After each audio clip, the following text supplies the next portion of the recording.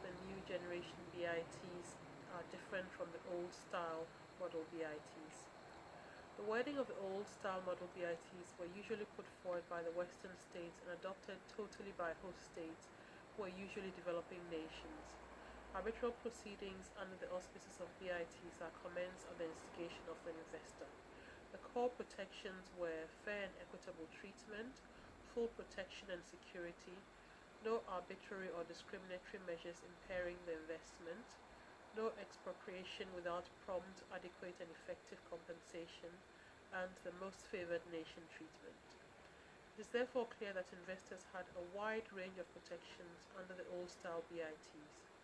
The frequency with which these protections have been upheld to the detriment of host states has resulted in a backlash, with some host states deciding to leave the system completely, whilst others have decided to remain, but to introduce a range of options aimed at redressing the balance and reasserting their control over investment treaty arbitration.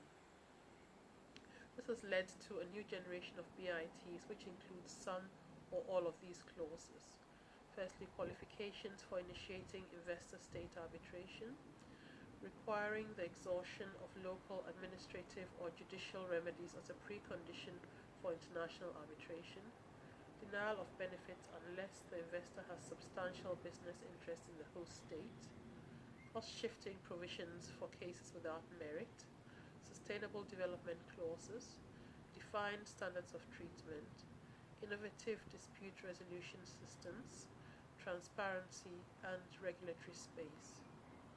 It is therefore clear that the new style BITs aim to strike a balance between investor protection and state sovereignty.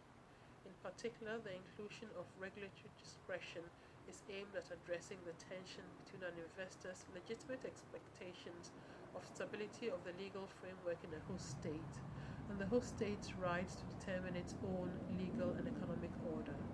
It will be interesting to see how far the new style BITs go in this direction. Thank you.